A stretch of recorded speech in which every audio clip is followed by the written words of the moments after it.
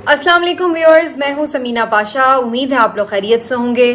Viewers, कुछ अहम खबरें और अपडेट्स लेकर इस व्लॉग में आपके सामने हाजिर हैं जनाब। लेकिन सबसे पहले आज सबसे ज़रूरी बात ज़ाहिर है, जैसा कि आप लोग जानते हैं, जब मैं रिकॉर्ड कर रही हूँ व्लॉग उस वक्त तो खैर अभी चांद रात मनाई जा रही है, लेकिन जब तक आप लोग देखेंगे, आप में से बहुत सारे लोग जब देख रहे होंगे तो ईद का दिन शुरू हो चुका होगा।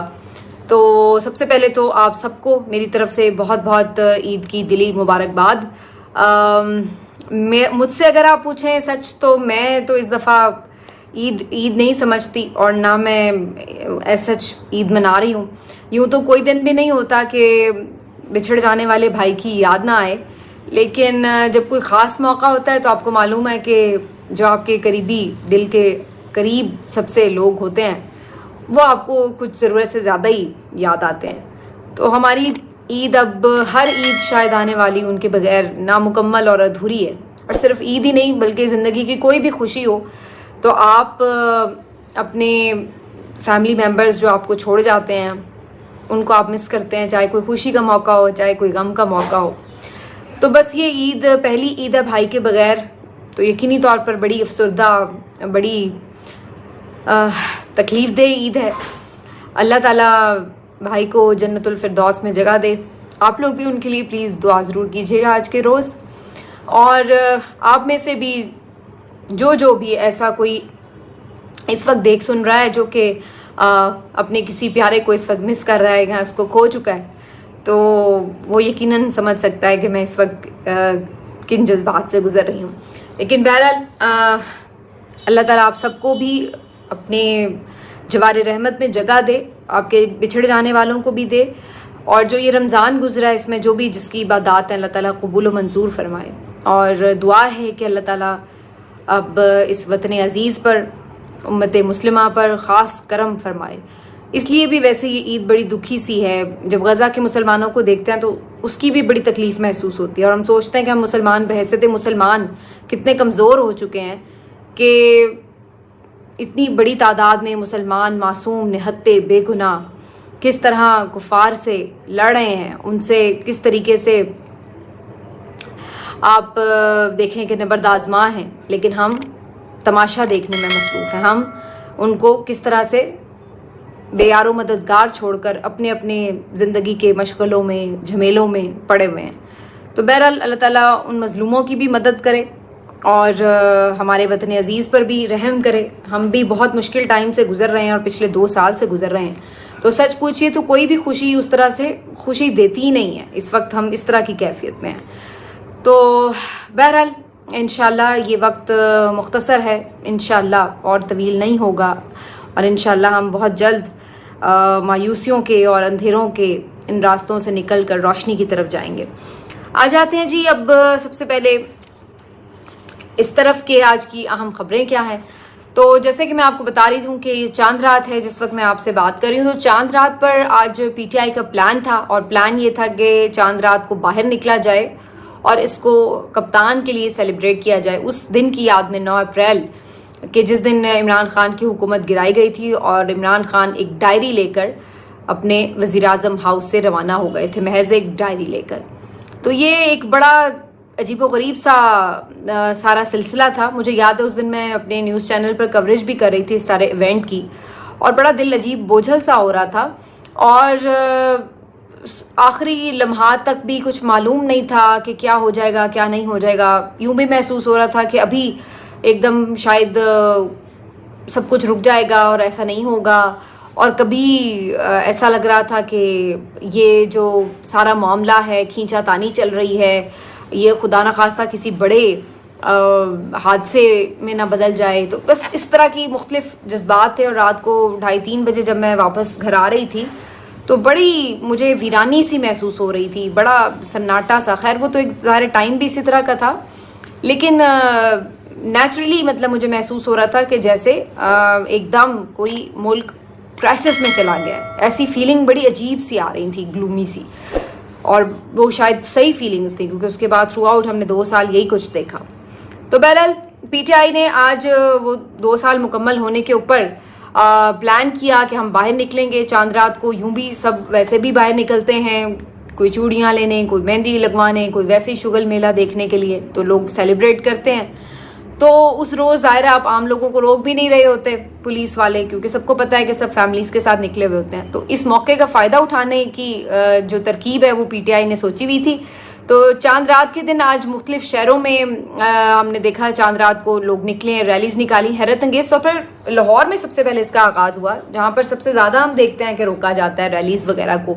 اور جو یہاں پہ پی ٹی آئی کے لوگ تھے وہ جھنڈے لے کر اور عمران خان کے ماسک پہن کر موٹر سائیکلز پر, گاڑیوں پر نکل آئے اور جناب انہوں نے اچھی بھرپور ریلی نکالی. اور ماسک پہننے سے ویسے یہ بھی فائدہ ہوگا کہ پہچان میں بھی نہیں آئیں گے, پکڑنا بھی ہوگا پولیس والوں نے بعد میں بھی. تو اس طرح کی انہوں نے کی. اور اس کے بعد پھر میں تھرو آؤٹ دیکھ رہی تھی کہ ابھی مختلف شہروں سے اسی طرح سے خبریں آنے لگی. پشاور میں لوگ نکلے, ایبٹ آباد میں لوگ نکلے, کراچی میں لوگ نکلے, راولپنڈی میں لوگ نکلے, اسلام آباد میں لوگ نکلے. تو مختلف شہروں سے اب یہ خبریں آ رہی تھیں کہ جناب لوگ نکلے ہیں. تو یہ ایک انہوں نے جیسے کہتے ہیں نا موقع کو کیش کرانے کا بھرپور طریقہ اپنایا. اگرچہ پی ٹی آئی والے بھی ویسے اداس ہیں. زیادہ تر میں لوگ دیکھ رہی تھی کہ عمران خان کو مس کر رہے ہیں اور کہہ رہے ہیں کہ جی چونکہ عمران خان باہر نہیں ہے تو ان کے بغیر ہماری عید بھی کیا عید ہے. تو ایک مرجھائی ہوئی سی عید ہے. لیکن بہرحال یعنی وہ اس موقع کو باہر نکل کر ان کو یاد بھی کر رہے ہیں اور ساتھ ساتھ ایک پروٹیسٹ بھی اپنا لانچ کر رہے ہیں. تو یہ جی چاند رات کی ایکٹیویٹی. اور اس کے بعد ہے اب عید کا دن. عید کے دن کے حوالے سے ایک اہم خبر یہ آئی ہے ڈیالہ جیل سے کہ خان صاحب کو عید کی نماز پڑھنے کی اجازت نہیں دی گئی ہے جیل انتظامیہ کی طرف سے. نہ ہی خان صاحب اور نہ ہی شاہ محمود قریشی اجتماعی طور پر باقی سب لوگوں کے ساتھ عید کی نماز نہیں پڑھ سکیں گے. اور اس کی وجہ انہوں نے تو کوئی خاص نہیں بتائی, یہی کہا ہوگا کہ سیکورٹی ریزنز ہیں وغیرہ. لیکن اس سے کوئی یہ اندازہ لگانا مشکل نہیں ہے کہ اس کی ایک وجہ یہ بھی ہے کہ انہیں اندازہ ہے کہ خان صاحب اگر اس طرح انہیں موقع مل گیا کہ لوگوں کے درمیان وہ آ سکیں, بھلے وہ قیدی ہی کیوں نہ ہو ڈیالہ جیل کے, تو وہاں پر بھی وہ ایک اچھا خاصا جلسہ ہی ہو جائے گا. اور اسی چیز سے یہ خوفزدہ بھی ہیں. تو اس بات کا بھی احتمال ہے کہ اگر خان صاحب یوں اوپن باہر آ جائیں گے, بھلے ڈیالہ کے کسی عیدگاہ میں, کسی گراؤنڈ میں ہی صحیح, میدان میں ہی صحیح, تو وہاں سے بھی کوئی ان کی پکچر ہی نہ لیک ہو جائے. اور وہی جو ان کو ایک خوف ہے عمران خان کی تصویر کا, اس کی بات کا, اس کی آواز کا, تو وہ انہیں اتنا گھیرے ہوئے ہے کہ ایک فریضہ, مذہبی فریضہ بھی انجام دینے کے لیے یہ لوگ ان کو اجازت نہیں دے رہے. اور اس عید کے موقع کے اوپر بھی یہ سمجھتے ہیں کہ عمران خان صاحب کو قید تنہائی میں ہی عید گزارنی چاہیے. تو یہ ان کا ایک چھوٹا پن ہے اگین, اور ایک اور ان کی خوف کی علامت ہے. اور اس سے فرق تو کوئی پڑتا نہیں ہے کیونکہ وہ لوگوں میں اب فزیکلی نہ بھی ہو لیکن نظریے کی صورت میں اب وہ ہر گھر میں پہنچ چکا ہے اور نوجوانوں کے دلوں کی دھڑکن ہے, ان کے دلوں میں پہنچ چکا ہے. تو بزرگوں کی دعاؤں میں پہنچ چکا ہے اور وہ ہاتھ اٹھا کر اس کے لیے دعائیں کرتے ہیں. اور بچے جو بہت زیادہ سیاسی سمجھ بوجھ نہیں بھی رکھتے, ان کو نہ جانے اس کی شخصیت میں کوئی ایک اٹریکشن نظر آتی ہے, کشش نظر آتی ہے کہ وہ بھی اس کے دیوانے بن جاتے ہیں, وہ بھی اس کے آ کے نعرے لگانے لگتے ہیں. تو وہ اب ہر جگہ پہنچ چکا ہے. تو اس کو آپ بھلے اجتماع میں آنے سے روکیں یا نہ روکیں, اس سے فرق نہیں پڑتا, وہ اپنا کام اب کر چکا ہے. تو بہرحال ایک اور اوچھی حرکت جو آپ ایکسپیکٹ کر سکتے ہیں اس انتظامیہ سے, وہ انہوں نے کر دی ہے. باقی جناب ایک دو تین اہم خبریں ہیں وہ میں آپ کے ساتھ شیئر کر لوں. ایک تو آپ کو اہم خبر دیں کہ جسٹس یحییٰ آفریدی یہ اس بینچ سے الگ ہو گئے ہیں جو کہ سپریم کورٹ کا بینچ جو 6 ججز کے خط کا معاملہ ہے اس کے اوپر از خود نوٹس کی سماعت کر رہا ہے. یہ آپ کو یاد ہوگا کہ بینچ جو ہے وہ بنا تھا جب, تبھی بہت سے لوگ کہہ رہے تھے کہ اس بینچ کو ویسے ہی فل کورٹ ہونا چاہیے.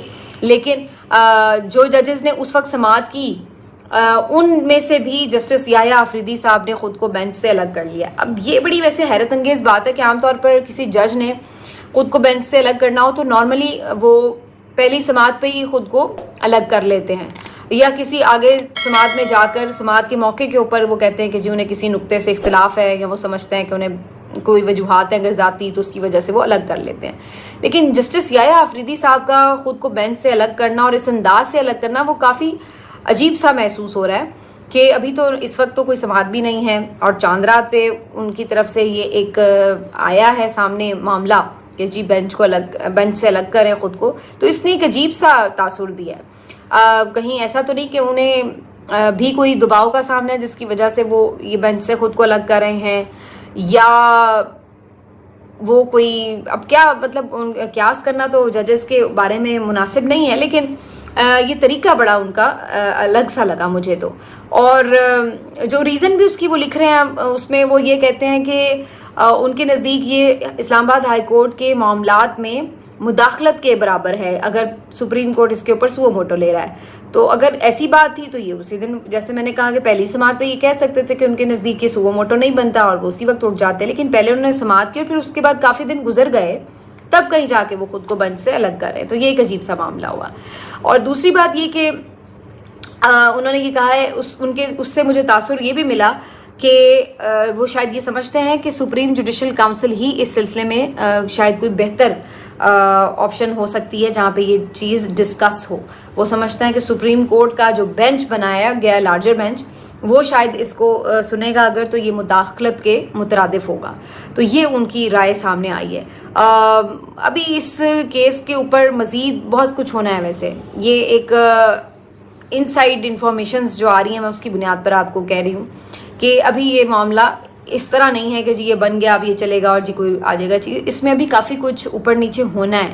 تو ابھی اس کے کافی ٹوسٹ ہیں. ایسا لگ رہا ہے کہ ٹوسٹ بھی جو ہیں وہ ویٹ کر رہے تھے ذرا عید کا.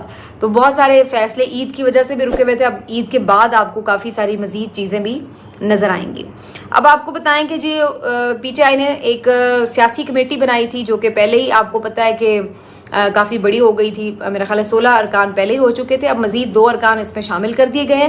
اس دفعہ زلفی بخاری صاحب کو اور مونس الہی صاحب کو اس کمیٹی کا حصہ بنا دیا گیا اور اچھی چیز ہے. خیر دونوں ہی سینئر رہنما ہیں پی ٹی آئی کے لیے، دونوں کی خدمات بھی ہیں. اور مونس الہی آپ کو پتہ ہے اس وقت روپوش ہیں، لیکن بیسیکلی ان کو یہ جو سیاسی کمیٹی میں ڈالا گیا ہے، ایک تو پرویز الہی صاحب جس طرح سے انہوں نے ڈیڈیکیشن دکھائی ہے حیرت انگیز اور جس کو کہتے ہیں کہ واقعتاً قابل تعریف ہے، کیونکہ اس ایج میں جا کر اتنا زیادہ ریزسٹنس شو کرنا اور پھر فزیکلی بھی جس طرح سے وہ تکلیف سے گزر رہے ہیں اس چیز کو بھی وہ بیئر کر رہے ہیں. تو یہ بڑی حیرت کی بات ہے. انہوں نے واقعی سرپرائز کیا ہے. تو جو چودھری پرویز الہی صاحب ہیں ان کی خدمات ہیں. مونس الہی صاحب بیسکلی ان کے پیچھے وہ فورس ہیں جنہوں نے انہیں کنونس کیا تھا اس سارے اسٹرگل کے لیے، اس ساری جد و جہد میں کھڑے ہونے کے لیے، اس فیصلے کے لیے. تو مونس الہی صاحب کو عمران خان صاحب پہلے بھی ایڈمائر کر چکے ہیں اور مونس الہی صاحب عمران خان کے ساتھ کافی ویل کنیکٹڈ ہیں. ویل کنیکٹڈ میں اس لیے نہیں کہہ رہی کہ کوئی رابطے میں ہیں، لیکن مجھے لگتا ہے کہ وہ ان کے ساتھ ان کا ایک الگ ہی ریلیشن شپ، اپنا بانڈنگ وہ محسوس کرتے ہیں خان صاحب کے ساتھ. تو بہرحال مونس الہی صاحب جو ہیں وہ شامل ہو چکے ہیں اور اچھے پڑھے لکھے سمجھدار سیاستدان ہیں. اور زلفی بخاری صاحب جو ہیں وہ آپ کو معلوم ہے عمران خان صاحب کے ویسے ہی عزیز ہیں، قریبی ہیں، تو وہ بھی اس کمیٹی میں شامل ہو گئے ہیں. تو سب ان کو ویلکم ہی کر رہے ہیں. اب آ جاتے ہیں جی ایک بہت اہم پریس کانفرنس آج کی ہے سلمان اکرم راجہ صاحب نے. اور سلمان اکرم راجہ صاحب آج بڑا فرنٹ فٹ پر کھیلے ہیں. بہت کھل کر انہوں نے بات کی ہے. خاص طور پر خان صاحب نے جب سے اڈیالہ جیل میں آ کر کچھ اہم آپ کو معلوم ہے اس دن بیانات دیے تھے، تو اس کے بعد سے سبھی یہ ایکسپیکٹ کر رہے تھے کہ اب جو باقی پی ٹی آئی کی لیڈرشپ ہے انہیں بھی خوف کے بت توڑنے ہوں گے اور انہیں بھی کھل کے بات کرنی ہوگی جیسے کھل کر بات کی ہے. تو جب سے عمران خان صاحب نے army chief general Asim Munir کا نام لے کر بہت سارے الزامات بھی ان پر لگائے اور بہت کھل کر انہیں ذمہ دار قرار دیا بہت سے مسائل کا، تو اب ہمیں نظر آ رہا ہے کہ باقی جو پی ٹی آئی کے رہنما ہیں وہ بھی کچھ تھوڑا لائن پکڑ رہے ہیں اور خول سے نکل رہے ہیں. سلمان اکرم راجہ صاحب پہلے بھی بہت دبنگ انداز میں بات کرتے ہیں. آج بھی انہوں نے بڑی زبردست پریس کانفرنس کی. انہوں نے کہا کہ یہ جو آپ سمجھ رہے ہیں کہ آپ نے ایک وائس رائے بنا دیا محسن نقوی کو اور اس کے بعد پیچھے سے آپ سب کچھ کنٹرول کریں گے اور کٹ پتلی آپ نے کچھ چہرے جمہوری سامنے رکھ دیے ہیں اور آپ سمجھ رہے ہیں کہ آپ لوگوں کو بے وقوف بنا لیں گے، تو ایسا نہیں ہے. لوگ اب جاگ چکے ہیں اور سمجھدار ہیں. ان کے آنکھ ہیں کھلے ہیں، ان کی آنکھیں کھلی ہیں، ان کے ناک کھلے ہیں، ان کے کان کھلے ہیں، ان کے ہونٹ کھلے ہیں. اب وہ ہر طرح سے بیدار ہیں، تو انہیں پتہ چل رہا ہے کہ آپ ان کے ساتھ کیا کر رہے ہیں. تو یہ گیم آپ کی زیادہ چلے گی نہیں اس طریقے سے. تو سلمان اکرم راجہ صاحب آپ کا آج بہت اچھا انہوں نے آج سٹانس لیا اور بڑی اچھی پریس کانفرنس ان کی، اس کی کافی سب لوگ ایڈمائر بھی کرے تھے. اور مجھے لگ رہا ہے کہ آنے والے دنوں میں پی ٹی آئی کے مزید لوگ بھی اس کے اوپر کھل کے بات کریں گے. شعیب شاہین صاحب نے بھی ان کے ساتھ موجود تھے اس موقع پہ، انہوں نے بھی بڑی کھل کے باتیں کی. اور یہ ایک آہستہ آہستہ مومنٹم بلڈ اپ کرنے کی کوشش بھی کر رہے ہیں. ویسے بھی انٹرنلی بھی پارٹی کے اوپر پریشر ہے اس چیز کے اوپر کہ انہیں کھل کر سامنے آنا چاہیے, کیونکہ جو کچھ خان صاحب نے فیس کر لیا ہے, اسٹل ان کی جان کو خطرے کی بات ہو رہی ہے. ان کی رہائی کے حوالے سے کیسز کے بالکل بکواس ہونے کے باوجود بھی ان کی رہائی کے حوالے سے جان بوجھ کر چیزیں لٹکائی جا رہی ہیں. تو یہ سب اسی وجہ سے ہو رہا ہے کیونکہ بہت سے لوگوں کا یہ خیال ہے کہ پی ٹی آئی اس طرح سے پریشر برقرار نہیں رکھ پا رہی ہے. تو وہ اب ہمیں شاید عید کے بعد اس میں مزید پریشر میں نظر بھی آئے گا, کچھ زور آتا ہوا. اس کی وجہ یہ بھی ہے کہ گرینڈ لائنس بھی بن رہا ہے, پھر یہ جلسے جلوس کرنے کا پلان کر رہے ہیں. تو اس سے پھر آٹومیٹکلی لگ رہا ہے کہ چیزیں پریشر بڑھے گا اس حکومت کی طرف اور ان کے لیے چیزیں مشکل ہوں گی. تو بہرحال آج بس یہیں پہ بات سمیٹتے ہیں.